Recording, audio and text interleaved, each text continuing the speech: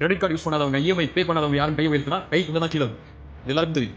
இல்ல மஷா அல்லாஹ் பாதுகாத்தவர்கள் தவிர எல்லாருடைய மொபைல் நீங்க போன் எடுக்கக்கூடிய மொபைல் எல்லாம் எத்தனை இஎம்ஐ இருக்குது, அது நீங்க வாங்கி வச்சிருக்கக்கூடிய வீட்டுடைய பொருட்கள் எல்லாம் எத்தனை இஎம்ஐ இருக்குது, மாசம் உங்களுடைய சேலரியில் இருந்து எத்தனை இஎம்ஐ போயிட்டு இருக்குது உங்களுடைய வங்கி கணக்கில் இருந்து சொல்லி எல்லாருக்குமே தெரியும். இல்ல மஷா அல்லாஹ் முஸ்லிம் சிந்தனையை மாற்றினால் இந்த நிலை மாறும்.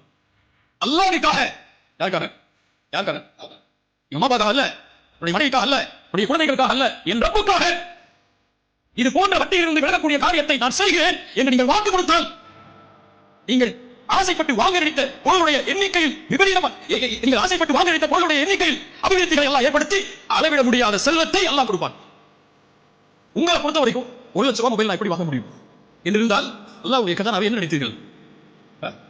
ஒரு ஹராமில் இருக்கக்கூடிய ஒரு மனிதனுக்கு அல்லாஹ் வாழ்வாதாரத்தை கொடுத்து அவனை எல்லாம் அழிக்கும் போது ஹராமில் வாழ வேண்டும் என்று எண்ணக்கூடிய ஒரு முஸ்லிமுக்கு அல்லாஹ் வாழ்வாதாரத்தை கொடுத்து அவனை மேன்மைப்படுத்த மாட்டானா? அல்லாஹ்வை அப்படியா நீங்கள் கணக்கிட்டு வைத்திருக்கிறீர்கள்? எனக்கு 20,000 தான் சம்பளம், நான் எப்படி 2 லட்சம் ரூபாய் பொருள் வாங்க முடியும்? நீங்க 2 லட்சம் வாங்கவே முடியாதுன்னு உங்க மைண்ட்ல வச்சிருக்கீங்க. அல்லாஹ் உங்களுக்கு அந்த லட்சங்களை கொடுக்க மாட்டானா எங்க வச்சிருக்கீங்க?